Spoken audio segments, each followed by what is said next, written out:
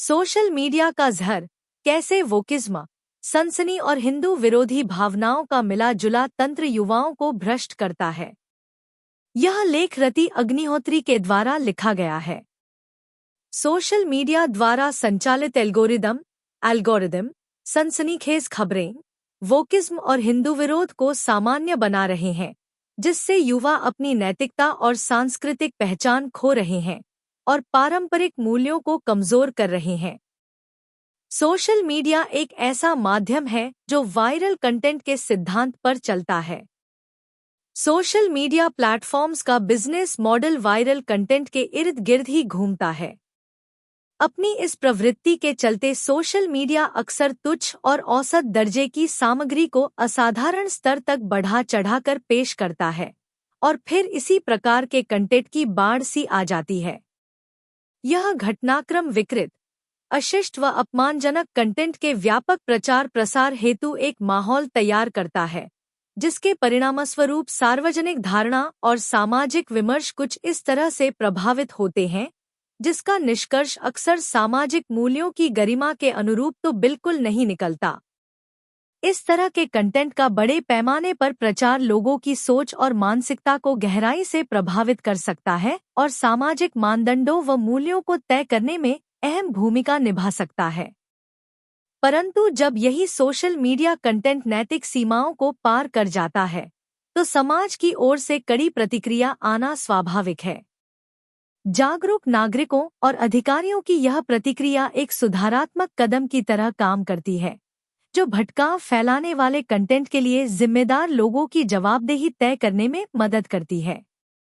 भारत के संदर्भ में इस ट्रेंड का एक हालिया उदाहरण लोकप्रिय social media influencer Ranveer Allahbadia के मामले में सामने आया, जिन्हें बियर बाइसेप्स के नाम से भी जाना जाता है। अलाहाबादिया, जो कि भारत के विदेश मंत्री एस जयशंकर और हिंदू दर्शन के कई समर्थकों सहित प्रतिष्ठित व्यक्तियों के साथ अपने विचारपूर्ण और ज्ञानवर्धक साक्षात्कारों के लिए व्यापक रूप से पहचाने जाते हैं, जब reality show India's got talent show के एक हाल के एपिसोड का वीडियो ऑनलाइन सामने आया, तो वे विवादों के केंद्र में आ गए। क्लिप में अलाहाबादिया एक प्रतियोगी के माता-पिता का बेहद भद्दे और अश्लील अंदाज में मजाक उड़ाते हुए नजर आए। उन्होंने एक बेहद अनुचित और मर्यादाविहीन सवाल पूछा, क्या आप अपने माता-पिता को हर दिन सेक्स करते देखना पसंद करेंगे, या फिर एक बार उनके साथ इस प्रक्रिया में सम्मिलित हो उनके बीच की इस एक्टिविटी को हमेशा के लिए खत्म करना ज्यादा उचित समझेंगे? के अश्लील मजाक को लेकर बेहद तीखी और कठोर प्रतिक्रियाएं सामने आईं। अलाहाबादिया के खिलाफ कई शिकायतें दर्ज की गईं, जिसके बाद महाराष्ट्र के मुख्यमंत्री देवेंद्र फडणवीस और असम के मुख्यमंत्री हेमंत बिस्वा शर्मा जैसे बड़े नेताओं ने भी तीखी प्रतिक्रिया दी। विवाद अंततः भारत के सर्वोच्च न्यायालय तक जा पहुंचा, जहां अलाहाबादिया ने अपने खिलाफ शुरू की गई कानूनी कार्यवाही से राहत मांगी। हालांकि जहां अदालत ने उन्हें गिरफ्तारी से सुरक्षा प्रदान की, वहीं अश्लील कमेंट्स को लेकर जवाबदेही से मुक्त नहीं किया। न्यायाधीशों ने उनकी टिप्पणियों की कड़ी निंदा की और कहा कि उनके शब्दों में एक बहुत ही अनुचित मानसिकता झलकती है। अदालत ने उनकी टिप्पणियों को बहुत गंदा बताया और राष्ट्रीय टेलीविजन पर उनके आचरण के लिए उन्हें फटकार लगाई। फैसले के हिस्से के रूप में अलाहाबादिया को यूट्यूब पर आगे कोई भी कंटेंट प्रसारित करने से प्रतिबंधित कर दिया गया और उन्हें अपना पासपोर्ट जमा करने का निर्देश दिया गया, जिससे बिना पूर्व अनुमति के उनकी यात्रा प्रतिबंधित हो गई। यह घटना एक व्यापक मुद्दे को रेखांकित करती है, हिंदू समाज के नैतिक और सामाजिक मूल्यों का पतन, जो सोशल मीडिया के व्यापक प्रभाव से और भी बढ़ गया है। परिवार हिंदू संस्कृति की आधारशिला है। इस संरचना के भीतर माता-पिता को दैवीय महत्व के व्यक्तियों के रूप में सम्मानित किया जाता है। हिंदू महाकाव्यों में कई कथाएं हैं जो बच्चों और उनके माता-पिता के बीच पवित्र बंधन को उजागर करती हैं।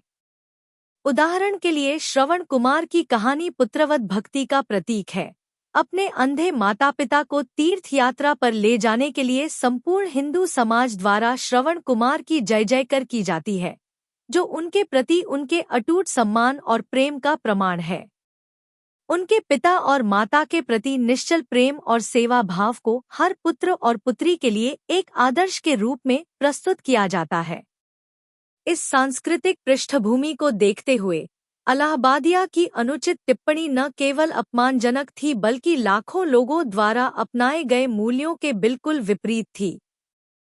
अलाहाबादिया से जुड़ा विवाद एक बड़े संकट को उजागर करता है, कैसे सोशल मीडिया पारंपरिक मूल्यों को नष्ट कर रहा है और युवा संस्कृति के नाम पर एक मूल्यविहीन और विकृत विमर्श को आकार दे रहा है। सोशल मीडिया के रुझानों की बारीकी से जांच करने पर पता चलता है कि अलाहाबादिया की विवादास्पद टिप्पणियां केवल एक विशाल समुद्र में पानी की एक बूंद के समान हैं।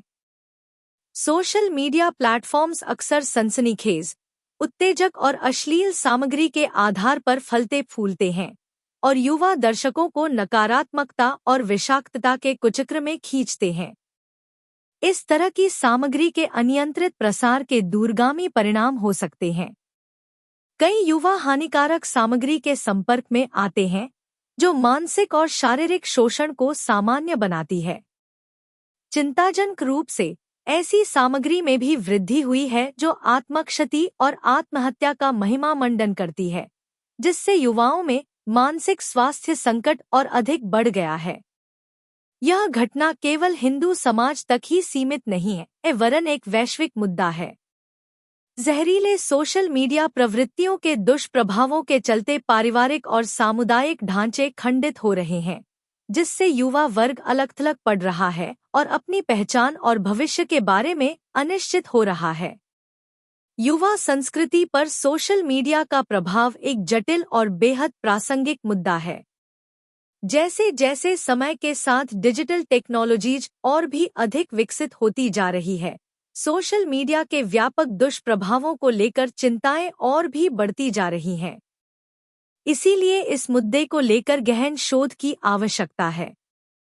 निम्नलिखित अनुभागों में हम इस घटनाक्रम के विभिन्न पहलुओं पर गहनता से विचार करेंगे तथा यह जांच करेंगे कि डिजिटल प्लेटफॉर्म्स आधुनिक दुनिया में व्यवहार, नैतिकता और सामाजिक मानदंडों को कैसे आकार देते हैं। सोशल मीडिया किशोरों के व्यवहार को कैसे आकार देता है। अमेरिका में किशोरों द्वारा सोशल मीडिया के उपयोग पर प्यू रिसर्च सेंटर के नवीनतम सर्वेक्षण में पाया गया कि टिकटॉक, स्नैपचैट और इंस्टाग्राम जैसे सोशल मीडिया प्लेटफॉर्म्स किशोरों के बीच व्यापक रूप से उपयोग किए जाते हैं, बल्कि कुछ किशोरों ने इन साइटों पर लगातार बने रहने की बात स्वीकार की है। सर्वेक्षण के अनुसार किशोरों द्वारा सबसे अधिक उपयोग किए जाने वाले ऑनलाइन प्लेटफॉर्म की सूची में यूट्यूब सबसे ऊपर है, जिसमें 10 में से 9 अमेरिकी किशोर साइट का उपयोग करने की रिपोर्ट करते हैं। सर्वेक्षण के अनुसार टिकटॉक और इंस्टाग्राम का उपयोग लगभग 10 में से 6 किशोर करते हैं और स्नैपचैट का उपयोग लगभग 55% अमेरिकी किशोर करते हैं। सबसे महत्वपूर्ण बात यह है कि रिपोर्ट में इस बात पर प्रकाश डाला गया है कि किशोर इन सोशल मीडिया प्लेटफॉर्म्स का उपयोग लगातार करते हैं। 73% से अधिक किशोरों ने प्रतिदिन यूट्यूब पर सर्फिंग करने की बात स्वीकार की, जबकि 10 में से 6 किशोर प्रतिदिन टिकटॉक पर जाते हैं, जहां 16% उपयोगकर्ताओं ने अपने उपयोग को लगभग निरंतर बताया। इस प्रकार यह अध्ययन सोशल मीडिया की लत के बारे में महत्वपूर्ण प्रश्न उठाता है। सभी आयु वर्ग के लोग सोशल मीडिया की लत के प्रति संवेदनशील हैं, लेकिन युवा लोग जीवन के जिस दौर से गुजर रहे हैं, उसके कारण वे और भी अधिक संवेदनशील हैं। युवाओं में सेल्फी की लत के विषय पर भी काफी शोध हुआ है और इसको लेकर भी विमर्श चल रहा है कि यह लत उनके आत्मसम्मान और मानसिक स्वास्थ्य को किस प्रकार से क्षति पहुंचाती है। मेडिकल न्यूज टुडे द्वारा प्रकाशित एक लेख सेल्फी की लत के विषय में और युवाओं के शारीरिक और मानसिक स्वास्थ्य के लिए इसके संभावित हानिकारक परिणामों के बारे में बहुमूल्य जानकारी देता है। यह इस बात पर प्रकाश डालता है कि कैसे फिल्टर का अत्यधिक उपयोग किशोरों के मनमस्तिष्क में अवास्तविक सौंदर्य मानकों की स्थापना में योगदान दे सकता है और लाइक्स के प्रति अत्यधिक जुनून अस्वीकार्यता की भावना को जन्म दे सकता है। लेख आगे कहता है कि सेल्फी संस्कृति युवाओं को साइबर प्रताड़ना, साइबर क्राइम के माध्यम से डराना धमकाना और दुर्व्यवहार सहित अवांछित स्थितियों में ले जा सकती है। सेल्फी संस्कृति के संभावित खतरों के बावजूद कोरोना से पहले के दौर में सेल्फी का चलन बहुत ज्यादा था। ऐसा क्यों था? सिर्फ इसलिए क्योंकि सोशल मीडिया प्लेटफॉर्म्स को खुद को अनेकों मनचाहे पोज में क्लिक करने के युवा वर्ग के जुनून में एक बेहद व्यावसायिक रूप से आकर्षक संभावना दिखी। उन्होंने भाप लिया कि सेल्फी को लेकर युवा वर्ग में जो दीवानगी है, इसका लाभ उठाकर अच्छा खासा बिजनेस मॉडल तैयार किया जा सकता है।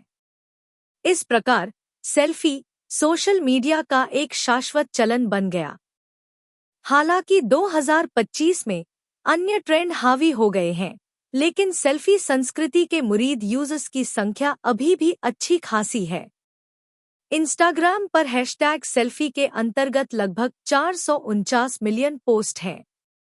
इनमें से सर्वाधिक पॉपुलर पोस्ट्स में महिलाओं की अश्लील और अरुचिकर तस्वीरें शामिल हैं। सेल्फी संस्कृति में यूं तो कुछ भी गलत नहीं है, लेकिन ये सवाल तो सबके मनमस्तिष्क में उठता ही है कि आखिर सेल्फी ट्रेंड उत्तेजक मुद्राओं में अर्धनग्न महिलाओं के दृश्यों पर क्यों आश्रित है। यह सोशल मीडिया एल्गोरिदम्स के काम करने के तरीके के बारे में बहुत कुछ बताता है। सोशल मीडिया कंपनियां हमेशा लोकप्रिय कंटेंट को बढ़ा चढ़ा के पेश करने की कोशिश करती हैं। हैशटैग इसी तरह काम करते हैं।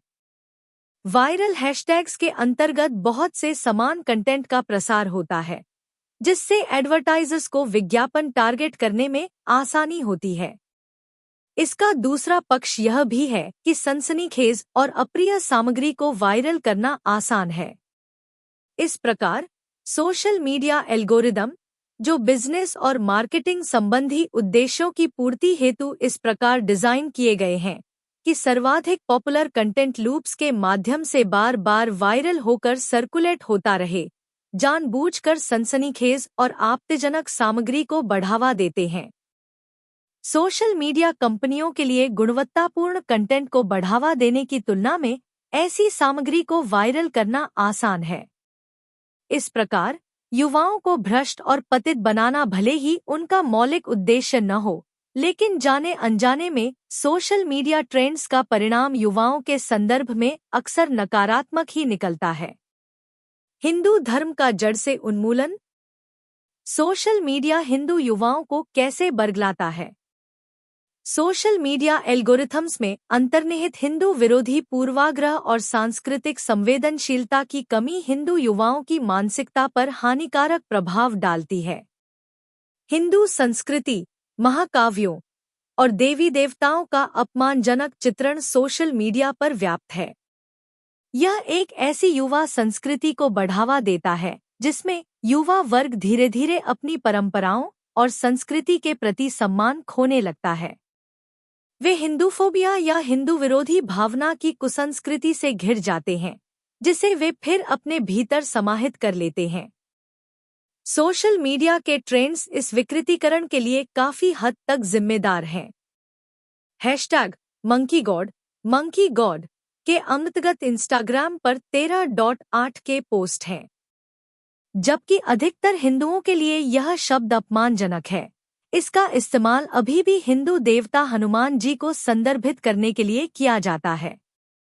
सोशल मीडिया पर इस तरह के हैशटैग्स का अस्तित्व सोशल मीडिया प्लेटफॉर्म्स द्वारा हिंदूफोबिया को आत्मसात किए जाने के ट्रेंड को दर्शाता है और हिंदू युवाओं के लिए इसके हानिकारक परिणामों की ओर इशारा करता है। हिंदू देवी देवताओं का अपमानजनक चित्रण सोशल मीडिया पर इतना आम हो गया है कि हिंदू समाज ने हिंदूफोबिया या हिंदू विरोधी भावना को इस हद तक आत्मसात कर लिया है कि वह इस तरह के अपमानजनक चित्रण को अभिव्यक्ति की स्वतंत्रता के रूप में उचित ठहराता है। हिंदू समुदाय के कुछ सदस्य संज्ञान लेते हैं और शिकायत दर्ज कराते हैं, लेकिन यह आवाजें गिनी चुनी हैं। सितंबर 2024 में मंगलारू पुलिस ने एक फेसबुक पेज पर हिंदू देवताओं की अपमानजनक तस्वीरें पोस्ट करने के आरोप में एक शिकायत दर्ज की।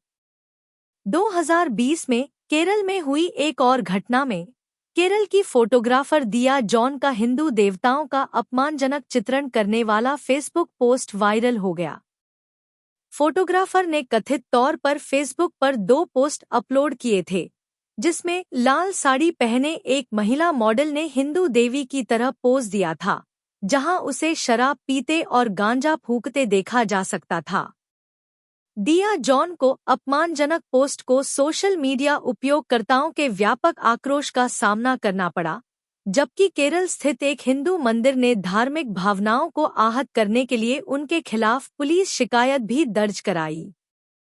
हिंदू देवी देवताओं और संस्कृति के ऐसे अपमानजनक चित्रण का युवाओं पर क्या असर पड़ता है, इसका अंदाजा लगाना शायद इतना कठिन नहीं है। शिकायतें दर्ज की जाती हैं। क्रिएटर्स शायद लोगों के आक्रोश के कारण कुछ पोस्ट्स हटा भी लेते हैं, लेकिन ऐसी सामग्री को प्रतिबंधित करने वाले सोशल मीडिया नियमों की कमी के कारण यह दुष्चक्र जारी रहता है।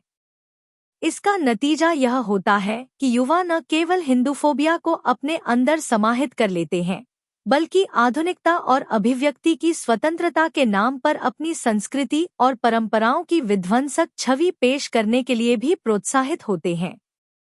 इस प्रकार कई बार युवा कंटेंट क्रिएटर खुद ही हिंदू विरोधी सामग्री बनाने के लिए अतिआतुर नजर आते हैं, जिससे हिंदू धर्म के अपमानजनक चित्रण का और भी अधिक सामान्यकरण हो जाता है। Artificial intelligence and the future of power, artificial intelligence and the future of power में प्रसिद्ध लेखक और शोधकर्ता राजीव मल्होत्रा का मानना है कि बड़ी तकनीकी कंपनियां भारतीय दर्शकों पर इतना प्रभाव डालने में इसलिए कामयाब रही हैं, क्योंकि भारत अभी तक एक ऐसा मजबूत तंत्र विकसित करने में सक्षम नहीं हो पाया है, जिसके माध्यम से अगली पीढ़ी को प्राचीन विचारों से अवगत कराया जा सके और उन्हें वर्तमान संदर्भ में एकीकृत किया जा सके और इन विचारों को डिजिटल प्लेटफॉर्मों को चलाने वाले विभिन्न मॉडलों में शामिल किया जा सके। मल्होत्रा आगे कहते हैं कि भारत को एक राष्ट्रीय भव्य कथानक बनाने की आवश्यकता है, जिसके अनुसार देश का डिजिटल तंत्र संचालित होना चाहिए। उनके सुझाव वास्तव में सोशल मीडिया पर हिंदू संस्कृति और परंपराओं के अपमानजनक चित्रण के दुष्चक्र को तोड़ने और हिंदू युवाओं को उनकी अपनी संस्कृति और विरासत के बारे में शिक्षित करने के लिए समाधान तैयार करने के लिए महत्वपूर्ण है। वेश्यावृत्ति, तस्करी और ऑनलाइन लालच। फ्रांसीसी वेश्यावृत्ति विरोधी समूह द्वारा 2019 में प्रकाशित एक अध्ययन में दावा किया गया है कि टिंडर और फेसबुक जैसे सोशल मीडिया प्लेटफॉर्म ऑनलाइन वेश्यावृत्ति और यौन शोषण के बढ़ते उद्योग को बढ़ावा दे रहे हैं। फाउंडेशन स्केल्स की रिपोर्ट में कथित तौर पर कहा गया है कि वेश्यावृत्ति सड़क से इंटरनेट पर चली गई है, जहां दलाल इंस्टाग्राम और स्नैपचैट जैसे सोशल मीडिया प्लेटफॉर्म्स के माध्यम से युवा लड़कियों को भर्ती करके एयरबीएनबी पर किराए के अपार्टमेंट में उनसे वेश्यावृत्ति करवाते हैं। मीडिया रिपोर्ट के अनुसार यौन शोषण, नई चुनौतियां, नए उत्तर शीर्षक वाली रिपोर्ट ने 35 देशों में रुझानों का विश्लेषण किया। इसने इजराइल और फ्रांस सहित विभिन्न देशों में ऑनलाइन वेश्यावृत्ति नेटवर्क के कामकाज के तौर तरीकों को उजागर किया। इसने इस बात पर भी जोर दिया कि ऑनलाइन माध्यम अपनी पहचान गुप्त रखने की जो सुविधा देता है, उसके कारण अपराधियों को ट्रैक करना मुश्किल था और विज्ञापन कभी भी प्रत्यक्ष नहीं थे। इसके बजाय हमेशा सुखद क्षणों और मालिश के लिए अस्पष्ट और परोक्ष विज्ञापन देखने को मिलते थे। द अल्टामोंट एंटरप्राइज की 2018 की रिपोर्ट न्यूयॉर्क में सेक्स ट्रैफिकिंग उद्योग का एक भयावह विवरण देती है और बताती है कि कैसे सोशल मीडिया इसे बढ़ावा देता है। रिपोर्ट में बताया गया है कि कैसे दलाल विभिन्न सोशल मीडिया प्लेटफॉर्म्स के माध्यम से कमजोर पृष्ठभूमि की किशोर लड़कियों को सेक्स ट्रैफिकिंग के लिए निशाना बनाते हैं। ऑनलाइन वेश्यावृत्ति जैसे मुद्दे की गंभीर प्रकृति और युवा महिलाओं के जीवन पर इसके इतने गहरे दुष्प्रभाव के बावजूद इसे मुख्यधारा के मीडिया द्वारा शायद ही कभी कवर किया गया है। हालांकि भारत सहित दुनिया के विभिन्न हिस्सों में ऑनलाइन वेश्यावृत्ति रैकेट का भंडाफोड़ होने की कई मीडिया रिपोर्टें हैं, लेकिन वेश्यावृत्ति को बढ़ावा देने में सोशल मीडिया की भूमिका और उनके पेजों पर जो कुछ भी घटित होता है उसके लिए इन प्लेटफॉर्मों को जवाबदेह बनाने की आवश्यकता पर शायद ही कभी चर्चा होती है। भारतीय समाज में पीढ़ी दर पीढ़ी हस्तांतरित पारंपरिक पारिवारिक संरचना और नैतिक मूल्यों ने युवाओं को विकृति और नैतिक पतन से बचाने में महत्वपूर्ण भूमिका निभाई है। हालांकि जैसे जैसे भारतीय समाज कई मोर्चों पर नाटकीय परिवर्तनों से गुजर रहा है, ये पारंपरिक संरचनाएं धीरे धीरे टूट रही हैं, जिससे अभिव्यक्ति की स्वतंत्रता के नाम पर युवा वर्ग दिशाहीन हो गया है और उसके पांव गलत रास्ते पर पड़ रहे हैं। भारत में कुछ वोक वर्गों द्वारा वेश्यावृत्ति को तेजी से महिमा मंडित किया जा रहा है, जो पश्चिमी समाजों में प्रचलित मेरा शरीर मेरी पसंद की शब्दावली से प्रेरित है। बॉलीवुड द्वारा वेश्यावृत्ति का बेतहाशा ग्लैमराइजेशन भी किसी से छिपा नहीं है। नतीजन इन सभी विकृतियों से प्रभावित हो कई युवा लड़कियां शारीरिक और मानसिक शोषण के रास्ते पर स्वतः ही निकल पड़ती हैं। सोशल मीडिया ने इस घटनाक्रम को और अधिक बढ़ावा दिया है। जब संजय लीला भंसाली द्वारा निर्देशित वेब सीरीज हीरामंडी रिलीज हुई, जो विभाजन से पहले के लाहौर में वेश्याओं के जीवन पर आधारित थी, तो सोशल मीडिया पर युवतियों द्वारा हीरामंडी साउंड ट्रैक पर वेश्याओं का रूप धारण करके सोशल मीडिया रील बनाने के ट्रेंड की बाढ़ सी आ गई। वेश्यावृत्ति को बेधड़क तरीके से ग्लैमराइज करने वाली यह फिल्म मनमस्तिष्क को परेशान करती है और भंसाली की सजीजी वेश्याओं को अपना आदर्श मानने वाली युवतियों का घटनाक्रम भी उससे कम भयावह नहीं जान पड़ता। किशोरों के मानसिक स्वास्थ्य संकट में 2017 में यूके में सोशल मीडिया से जुड़ा एक विचित्र मामला सामने आया, जब एक ब्रिटिश किशोरी मॉली रसेल ने आत्महत्या कर ली।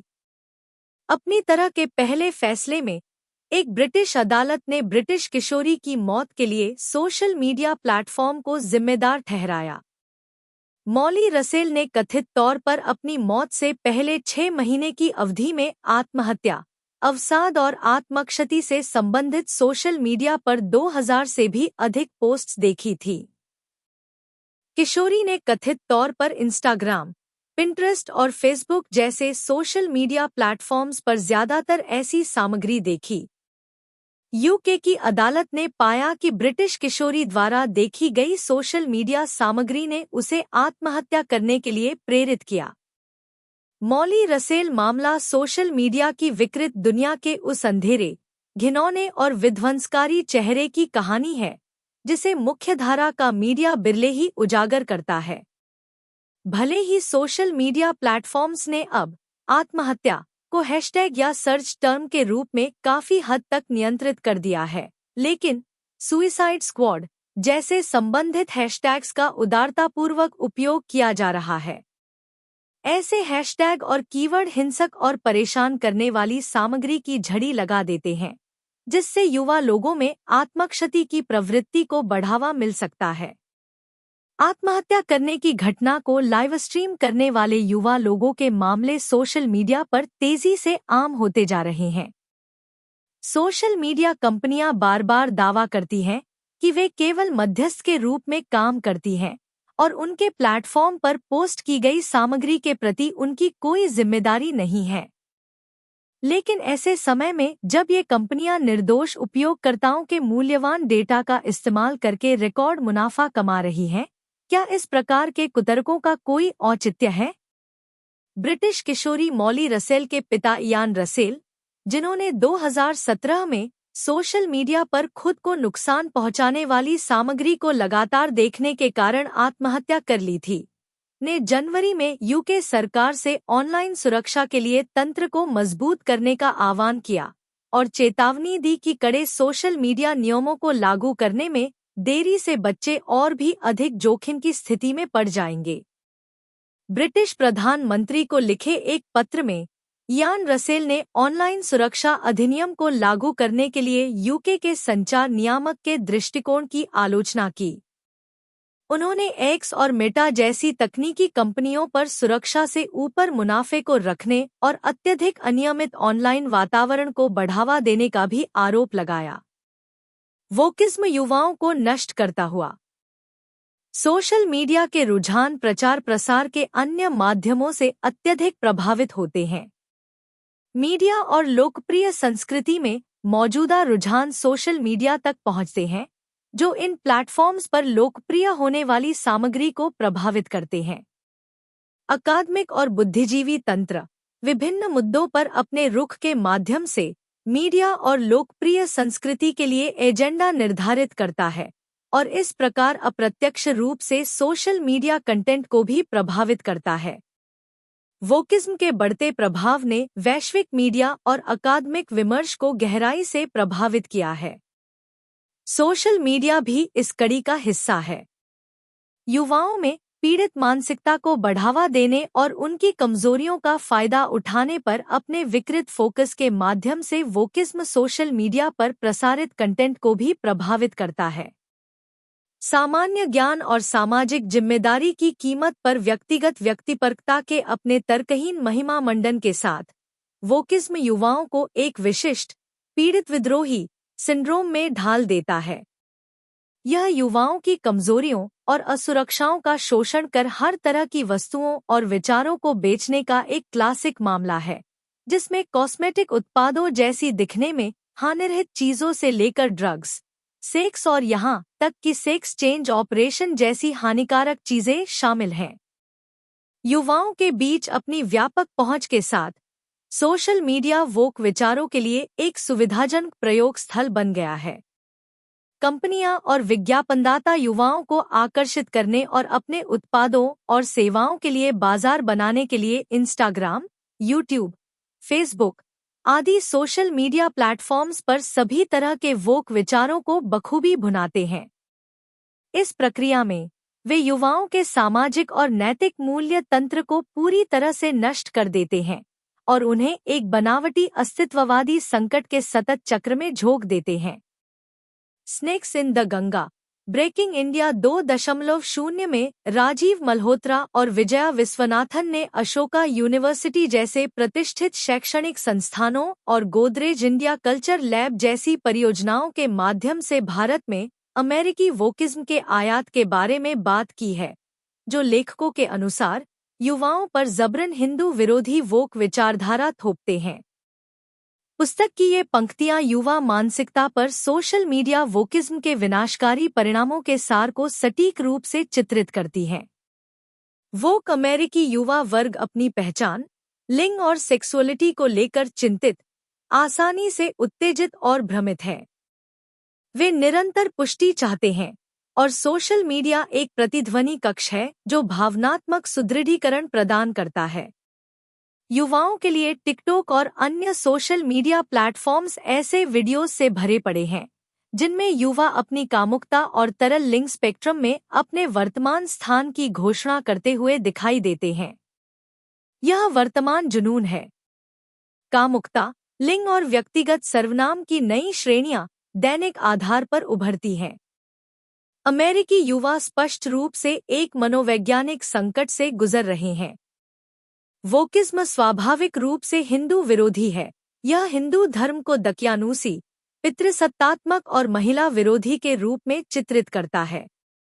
यही नहीं, यह विचारधारा हिंदू धर्म के अनुयायियों और गैर अनुयायियों दोनों को ही इसे नकारात्मक रूप से देखने और इसके बारे में नकारात्मक धारणाएं फैलाने के लिए भड़काती है।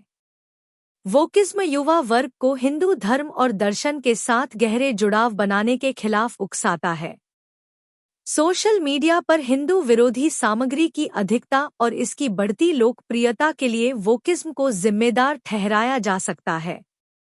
यह न केवल हिंदूफोबिया या हिंदू विरोधी भावना का सामान्यीकरण करता है, बल्कि यह हिंदू युवाओं को अपने धर्म और संस्कृति का मजाक उड़ाने के लिए भी प्रोत्साहित करता है।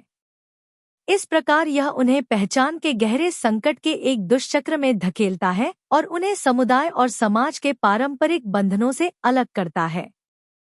राजीव मल्होत्रा और विजया विश्वनाथन की नवीनतम पुस्तक who is raising your children भारतीय शिक्षा प्रणाली द्वारा पश्चिमी शिक्षा मॉडल के आयात का मुद्दा उठाती है।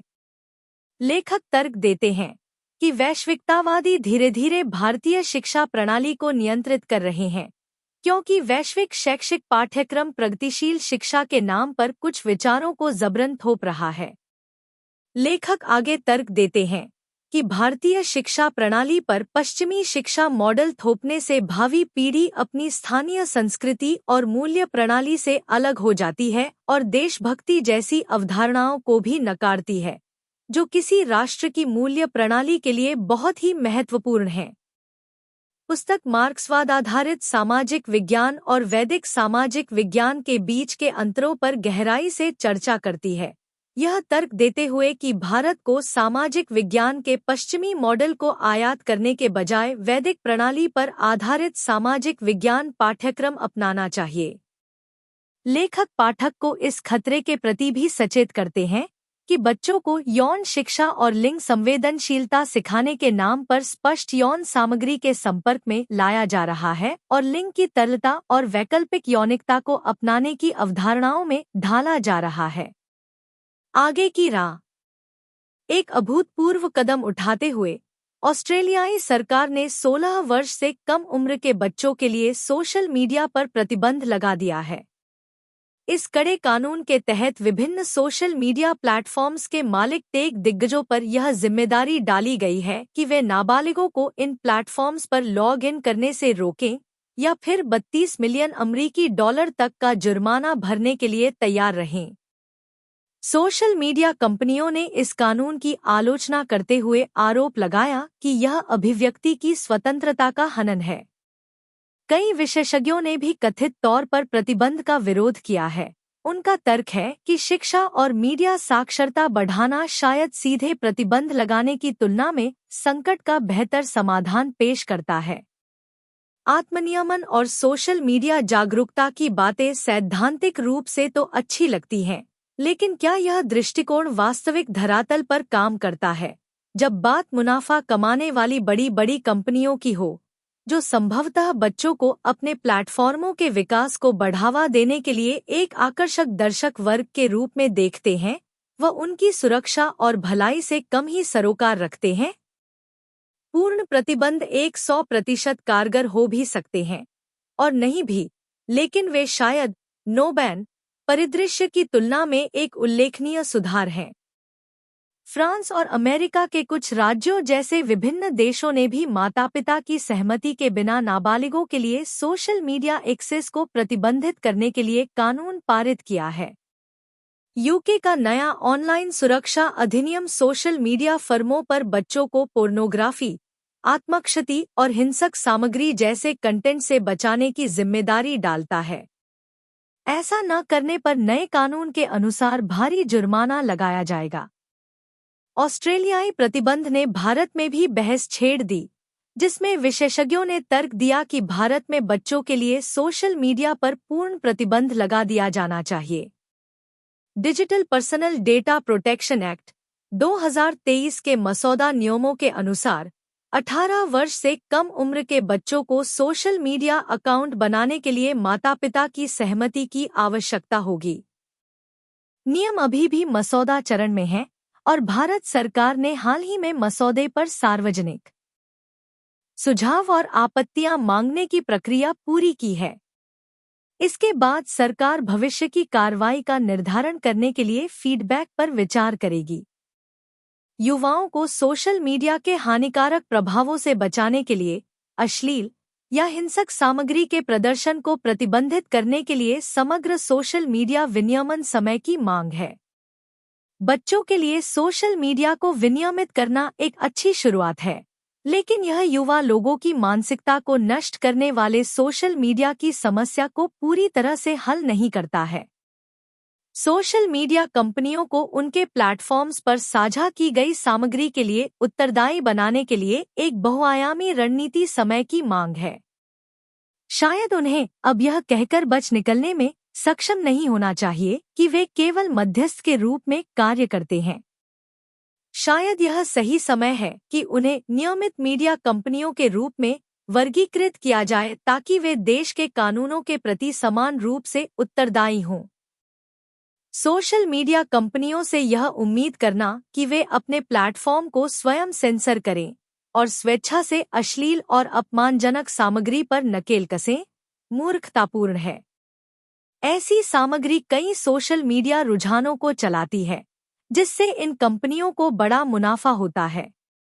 वे कुछ हैशटैग्स को नियंत्रित करने या दिखावे मात्रा के लिए आधे अधूरे मन से कुछ मनमाने मानदंड लागू कर सकते हैं, परंतु सोशल मीडिया कंटेंट क्रिएटर्स आसानी से इन नियमों को दरकिनार कर देते हैं और दुष्चक्र चलता रहता है। समापन। जैसा कि रणवीर अलाहाबादिया प्रकरण दर्शाता है, सोशल मीडिया युवाओं की मूल्य प्रणाली को नष्ट कर देता है, जिससे वे किसी भी तरह की नैतिक अपील के प्रति असंवेदनशील हो जाते हैं। अलाहाबादिया एक लोकप्रिय सोशल मीडिया इन्फ्लुएंसर हैं, जिन्होंने धार्मिक तंत्र के भीतर आध्यात्मिक नेताओं और अन्य संस्थाओं के साथ साक्षात्कार करके बहुत लोकप्रियता हासिल की है। जब उनके असंख्य प्रशंसकों ने वह फुटेज देखा जिसमें वे अपने माता पिता के बारे में भद्दी और अश्लील टिप्पणियां करते हुए सहजता से हंस रहे थे, तो उनमें से कई लोगों ने छंगला हुआ महसूस किया और उनकी भावनाओं को गहरी ठेस पहुंची। दूसरे शब्दों में कहें तो रणवीर अलाहाबादिया का मुखौटा उतर गया क्योंकि लोगों को उसका अधार्मिक पक्ष देखने को मिला। यहाँ तक कि भारत की सर्वोच्च अदालत ने भी एक टेलीविजन शो में विकृति के प्रदर्शन के लिए अलाहाबादिया को काफी सख्त भाषा में फटकार लगाई। यह सोशल मीडिया की दोहरी प्रकृति का भी एक रूपक है। सनसनीखेज और वायरल के अविरल महिमा मंडन के माध्यम से यह युवा वर्ग में एक ऐसी मानसिकता को बढ़ावा देता है जिसके वशीभूत हो वे सोशल मीडिया कंटेंट को नैतिक मूल्यों और सांस्कृतिक मान्यताओं के सभी दायित्वों से अलग थलग करके देखते हैं।